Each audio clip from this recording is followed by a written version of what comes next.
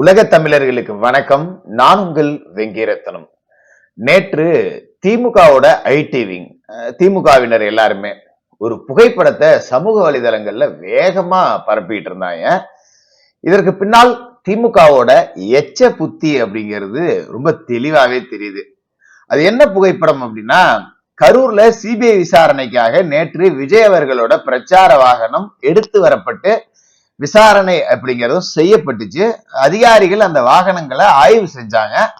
அதன் பிறகு எப்போது அழைத்தாலும் வாகனத்தை திரும்பி ஒப்படைக்கப்பட வேண்டும். அதே மாதிரி அந்த வாகனத்துல பெயிண்டிங் மாத்துறதோ வேற எந்த ஆல்டர்னேட்டிவ் ஒர்க்கும் பண்ணக்கூடாது அப்படிங்கிற நிபந்தனையோட நேற்றே அந்த வாகனம் திருப்பியும் ஒப்படைக்கப்பட்டுருச்சு.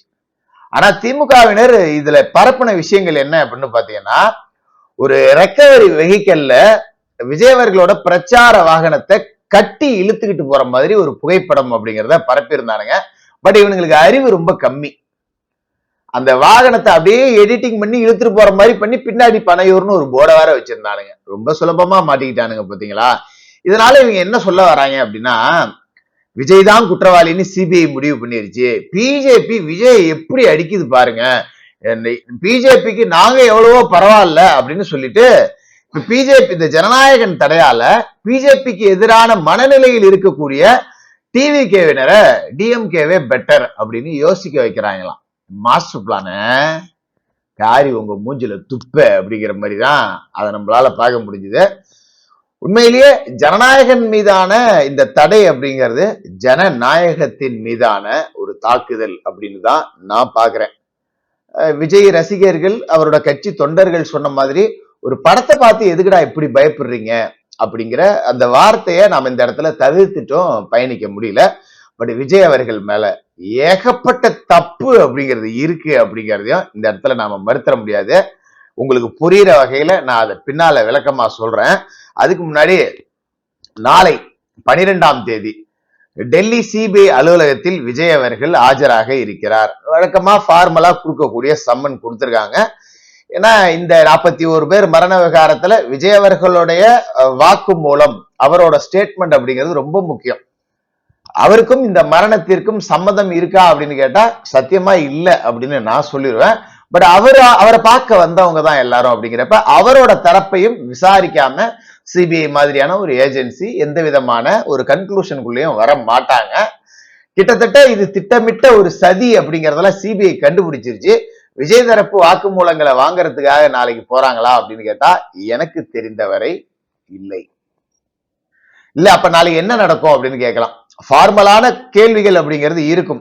பெரும்பாலும் கூட்டணி சார்ந்த கேள்விகள் அப்படிங்கிறது தான் கேட்கப்படுறதுக்கான வாய்ப்பு அப்படிங்கிறது இருக்கு.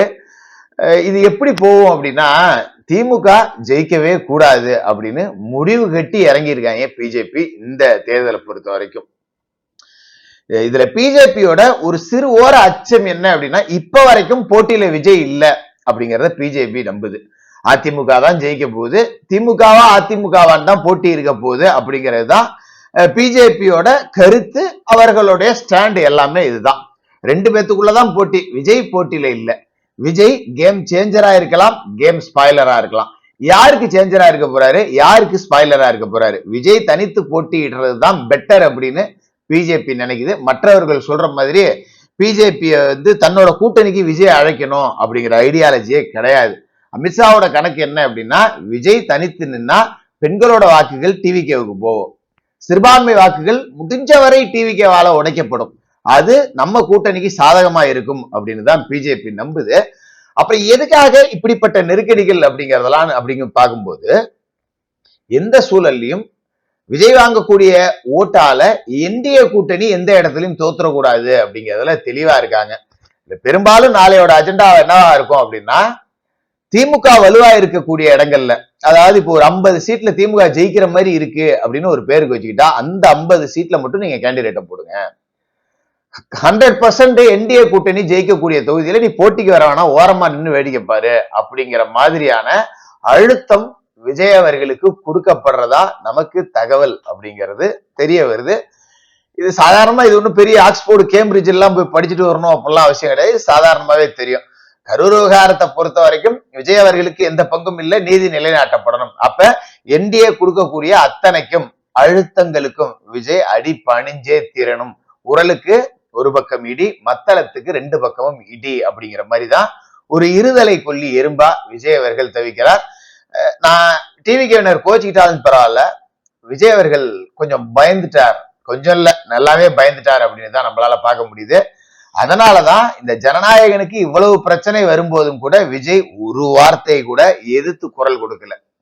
வேணும்னு பண்றாங்க, போறாங்க, வராங்க அப்படின்னு சொல்லிட்டு நீதிமன்ற போராட்டம் அப்படிங்கிறது வேற.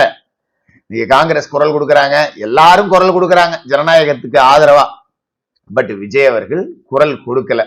கடைசி படம், முக்கியமான படம். ஆனா விஜய் அவர்களுடைய அந்த தாட் என்ன அப்படின்னா, தயாரிப்பாளருக்கு 500 கோடியை கொடுத்துருவோம், படம் வராட்டியும் பரவாயில்ல அப்படிங்கிற மனநிலைக்கு விஜய் அவர்கள் வந்திருக்கிறதா தான் நமக்கு செய்திகள் அப்படிங்கிறது வருது. வரக்கூடிய செய்திகள் உண்மையா அப்படின்னு சத்தியமா நம்மளால கிராஸ் செக் பண்ண முடியல. அதே நேரா சொல்லிடுறேன், படமே வராட்டியும் பரவாயில்ல, அவங்கள்ட்ட எல்லாம் இறங்கி போக முடியாது, 500 கோடியை வேணா தயாரிப்பாளருக்கு கொடுத்துருப்போம், நம்மளால யாரும் நஷ்டப்பட தேவையில்லை அப்படிங்கிற மனநிலைக்கு விஜய் அவர்கள் வந்திருக்கார் அப்படிங்கிறது புரியுது. பட் இந்த விஷயத்தெல்லாம் விஜய் இறங்கி அடிச்சிருக்கணும். விஜய் கிட்ட உள்ள பிரச்சனை என்ன அப்படின்னா, இந்த ஒரு 5-6 பிரச்சாரங்கள் பண்ணாரு பாத்தீங்களா, இதை தாண்டி வெளியே வரவே இல்லை. என்ன சொல்ல போனா, கரூர் விவகாரத்துல சிபிஐ விசாரணை முடிகிற கட்டத்துல கூட சிபிஐ விசாரணைக்கு தடை கோரி திமுக மனு போட்டுக்கிட்டு இருக்கு. ஆனா விஜய் இன்னமும் அதை எதிர்த்து கூட குரல் கொடுக்கல. உண்மையிலேயே இந்த விவகாரம் சிபிஐக்கு போகல அப்படின்னா, அஸ்ரா கார்க் மாதிரியான அதிகாரிகள், அருணா ஜெகதீசன் மாதிரியான அதிகாரிகள், இத்தனை மரணத்துக்கும் காரணம் புஷி ஆனந்த், மதியழகன் மேட்டரே முடிச்சிருப்பாங்க. 41 பேர் மரணத்திற்கு டிவிகேவினரின் திட்டமிடாத செயல்தான் காரணம் அப்படின்னு சொல்லி டிக்ளேர் பண்ணி முடிச்சிருப்பாங்க. இத விக்டிம் பிளேம், அதாவது இறந்து போனவர்கள் தரப்பு தான் விக்டிம் தான் சுப்ரீம் கோர்ட்டுக்கு போய் சிபிஐ விசாரணை கேட்டு சிபிஐ விசாரணை நடந்துட்டு இருக்கு. டிவிகே சார்பில் கூட எஸ்ஐடி தான் ஃபார்ம் பண்ண சொல்லி கேட்டாங்க. ஆனா பாதிக்கப்பட்டவர்கள் தரப்பு தான் சிபிஐ விசாரணை கேட்டு இன்னைக்கு சிபிஐ விசாரணை அப்படிங்கிறதுல கிட்டத்தட்ட எல்லா உண்மைகளும் கண்டுபிடிக்கப்பட்டிருக்கு. நேற்று கூட மத்திய உள்துறையை சேர்ந்த அதிகாரிகள், ஏன்னா சிபிஐ உள்துறை எல்லாமே கிட்டத்தட்ட ஒண்ணுதான், சிபிஐ அதிகாரிகள் உள்துறையை சேர்ந்த அதிகாரிகள் எல்லாமே கரூர் வேலுசாமிபுரத்துல ஏற்கனவே சிபிஐ திரட்டிய ஆதாரங்கள் எல்லாத்தையும் மறு விசாரணை செஞ்சு இது திட்டமிட்ட சதிதான் அப்படிங்கிறதையும் கண்டுபிடிச்சிருக்காங்க. அந்த அடிப்படையில தான் விஜய் அவர்களை நாளைக்கு ஒரு கன்க்ளூஷனுக்கு வர்றதுக்காக விஜய் தரப்போட வேறு சில ஆதாரங்கள் ஏதாவது இருக்கா, விஜய் அவர்களோட பார்வையில வேற ஏதாவது இருக்கா, அவரோட பார்வை என்ன அப்படிங்கிறதுக்கான விசாரணை எல்லாமே நடக்கும். எனக்கு தெரிஞ்சு விஜய் அவர்களிடம் 4 நாட்கள் விசாரணை செய்ய சிபிஐ முடிவெடுத்திருக்கு. ஒரு நாள் இல்ல, 4 நாள். இப்ப நீங்க புஷி ஆனந்த் இவங்க எல்லாம் விசாரணைக்கு போனதை பார்த்திருப்பீங்க. ஒரு நாளைக்கு 10 விசாரணை கூப்பிட்டாங்க, அடுத்தடுத்த நாட்கள் அப்படின்னு அது 5 நாள் தொடர்ந்துச்சு. விஜய் அவர்களிடம் 4 நாள், குறைந்தபட்சம் 3 நாளாவது விசாரணை அப்படிங்கிறது நடக்கும். அதனால நாளைக்கு ஒரு நாள்ல நடக்காது. இந்த விசாரணையில கரூர் சம்பவம் மட்டும் இல்லாமல் முக்கியமான அரசியல் நிகழ்வுகளும் பேசப்படலாம். டெல்லியில உட்கார்ந்துக்கிட்டு அமித்ஷாவே பேசுவதற்கான வாய்ப்புகள் கூட இருக்கு. ஏன்னா நீங்க விஜய் பாசிசம் பாயாசம் அப்படின்னு சொல்லிட்டு நிறைய பேசிட்டோம், நமக்கு அவங்க வேண்டாம் அப்படிங்கிற கண்டிஷனுக்கு போயிட்டார். இது விஜய் அவர்கள் மேல உண்டான தப்பு. ஏற்கனவே ஏடிஎம்கே கூட்டணி பிஜேபியோட இல்லாதப்ப விஜய் அவர்கள் அப்ரோச் பண்ணப்ப விஜய் எனக்கு 2.5 வருஷம் சிஎம் அப்படின்னு கேட்டது இப்ப அவருக்கு பாதிப்பு கொடுக்குது. இதையெல்லாம் தாண்டி இப்படிலாம் ஒருத்தரை மிரட்டி கூட்டணிக்கு வர வச்சு இப்படிலாம் ஒருத்தரை மிரட்டினா அவருக்கு அது ஹைப் ஆயிடாதா?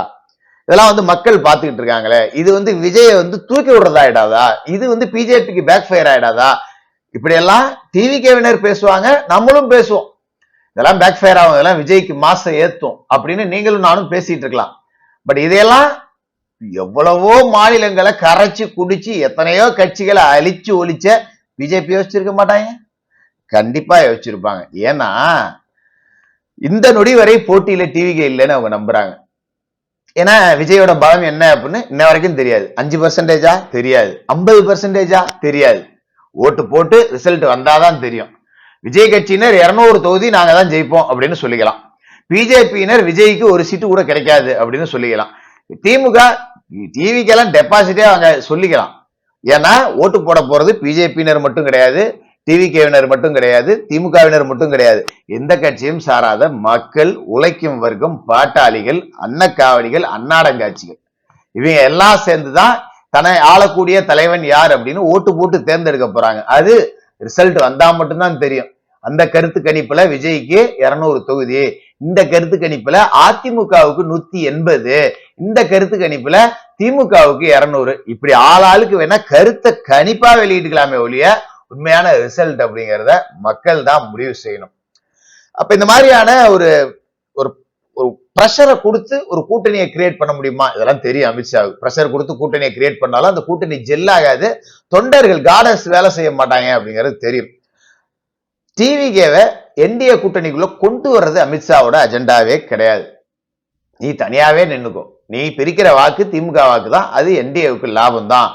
பர்டிகுலரான சில தொகுதிகளில் கேண்டிடேட் போடாம விட்டுறணும் அப்படிங்கிற மாதிரியான பேச்சுவார்த்தைகள் தொடர்றதா தான் வருது. இது அத்தனையும் தாண்டி திமுகவினர் விஜய் கதையே முடிஞ்சிருச்சு அப்படிங்கிற மாதிரி பரப்புரை செய்யறாங்கல்ல. இப்ப கூட இந்த நொடி கூட விஜய் சுண்டு விரல்ல அசைச்சா ஜனநாயகன் நாளைக்கு வெளியே வரும், அடுத்த வாரத்துல ரிலீஸ் பண்ணிடலாம், அவசர வழக்கா கோர்ட் எடுக்கும். நான் நாளைக்கே கூட்டணியை அனௌன்ஸ் பண்ணிட்டு திமுகவை 0 ஆக்கலாம், எல்லாமே முடியும். ஆனா அரசியல்ல சில சமயோஜிதமான முடிவுகள் அப்படிங்கிறது எடுக்கணும். விஜய் அவர்களுக்கு அந்த சமயோஜிதம் கண்டிப்பா இல்லைன்னு நான் சொல்லுவேன். நம்மளே தான் பார்த்துட்டு இருக்கோமே, ஒரு 7-8 பிரச்சாரத்தை தாண்டி எந்த விதத்துக்குமே அவர் குரல் கொடுக்கல. நாட்டுல இவ்வளவு கொலை நடக்குது, இவ்வளவு பிரச்சனை நடக்குது, இவ்வளவு சட்டம் ஒழுங்கு பிரச்சனை நடக்குது, எதுக்குமே விஜய் அவர்கள் குரல் கொடுக்கல. அதிகாரிகள் இஷ்டத்துக்கு ஆட்டம் போடுறாங்க. திருப்பரங்குன்றத்துல ஒரு நீதிமன்றம் உத்தரவிட்டும் கூட பதிலே சொல்லல விஜய். என்னன்னா அரசியல் நிலைப்பாடு எடுக்க தெரியல. ஐயோ, நம்ம திருப்பரங்குன்றத்துக்கு ஆதரவா பேசணும்னா முஸ்லீம் ஓட்டு போயிடுமே, முஸ்லிம்களுக்கு ஆதரவா பேசினா இங்க பிஜேபி நம்மள ஜோசப் விஜய்னு சொல்லி இந்துக்களுக்கு எதிரானவனா காட்டுவாங்களே, இப்படி எல்லாம் காட்டுவாங்க தான், அதுக்கு பேர் தான் அரசியல். அப்ப நம்ம சரியான நேரத்துல சரியான முடிவுகள் எடுக்கிறோமோ இல்லையோ, ஏதாவது ஒரு முடிவு எடுத்தே தீரணும். எல்லா இடத்துலயும் அமைதி காத்துக்கிட்டே இருந்தா அது வேலைக்கே ஆகாது. நீங்க இப்படிலாம் யோசிக்கிறீங்களே, விஜய் எப்படிலாம் யோசிச்சிருப்பாரு அப்படின்னு வேணா நினைக்கலாம். விஜய் யோசிக்கல அப்படிங்கிறது தான் இங்க பிரச்சனையே. ஒரு பக்கம் திமுக அடிச்சுது, இப்ப பிஜேபி அடிக்க ஆரம்பிச்சிருக்கு, இன்னும் அதிமுக அடிக்க ஆரம்பிக்கல. பட் இதெல்லாம் தப்பு. ஆனா அரசியலில் வென்றவன் சொல்வதே வேத வாக்கு, வலியதே இங்கு பிழைக்கும். அப்ப இத்தனை வலியதை தன்னை சுத்தி வச்சுக்கிட்டு விஜய் தனிமையில என்ன பண்ண போறார், இதை தாண்டி எப்படி வெளில வர போறார்? என்ன சொல்ல போனா இந்த விர்ச்சுவல் வாரியர்ஸ் இவங்க இருக்கிற ஸ்பீடுக்கு 1% கூட விஜய் கிட்ட இல்ல. என்ன ஸ்பீடா அந்த பசங்க அழகா வேலை பாக்குறானு. லேப்டாப்பை கொடுத்து அடுத்த நாளே திண்ணற வச்சு அழிச்சு பெட்ரோலை ஊத்தி அடிச்சு ஸ்டிக்கரை ஒட்டி உடனே ப்ரொஃபைல் டெஸ்க்டாப்ல தூக்கி விஜய் போட்டோ வச்சுட்டு லேப்டாப் கொடுத்ததுன்னா நீயா இருக்கலாம், இங்க பாரு ஓபன் பண்ணா எங்க தளபதி எவ்வளவு வேகமா போயிட்டு இருக்கானு, செம்ம ஸ்பீடு. எல்லா இடத்துலயும் பாத்தீங்கன்னா தலைவர் ஸ்பீடா இருப்பாங்க, தொண்டையை தான் தூங்கிட்டு கிடப்பாங்க. அட போடா சம்பாதிக்கிற வேலை செஞ்சுக்கிட்டு நம்ம என்னத்துக்கு வேலை செய்யணும் அப்படின்னு. ஏன்னா பெருவாரியா பாத்தீங்கன்னா ஒரு கட்சி இருக்கு அப்படின்னா அதுல ஒரு மாவட்டத்துல ஒரு 10-20 பேர் தான் சம்பாதிச்சிருப்பான், மீதி பேர்லாம் கட்சின்னு கத்தியே சாவோம். அவனுக்கு ஒரு கட்டத்துல சலிப்பு தட்டிடும், சம்பாதிக்கிறவனே சும்மா இருக்கான், நம்ம என்னத்துக்கிட்டா போய் கத்தணும் அப்படின்னு சொல்லிட்டு. பட் இங்க தொண்டை இன்ன வரைக்கும் 10 காசு அவனும் எதுலையுமே சம்பாதிச்சது இல்லை. ஆனா அவனுங்க கத்திக்கிட்டு இருக்காங்க, கட்சி வரணும்னு நினைக்கிறாங்க, எங்க தளபதினு கத்திக்கிட்டு இருக்காங்க, எல்லா வேலைகளையும் செய்யறாங்க. இது எதுக்குமே ஈடு கொடுக்கறது மாதிரி கூட இல்ல. அதுல ஒரு 10% கூட விஜய் அவர்கள் செயல்படல. 4 பிரச்சாரம் போய் ரெஸ்ட், 4 மறுபடியும் பிரச்சாரம் ரெஸ்ட். இது ஒரு பார்ட் டைம் அரசியல்வாதி செய்யக்கூடிய வேலை. அட்லீஸ்ட் தினந்தோறும் நிருபர்களையாவது சந்திச்சு லைம் லைட்லயே இருக்கணும். ஒரு பிரச்சாரம் 3 நாளைக்கு வைப் பண்றோம், அப்புறம் 30 நாளைக்கு தூங்குறோம் அப்படின்னா அரசியல்ல செல்ஃப் எடுக்காது. விஜய் அவர்களுடைய மனமாற்றம் வருதா அப்படிங்கிறத பொறுத்திருந்து தான் பார்க்கணும். தொடர்ந்து பேசுவோம்.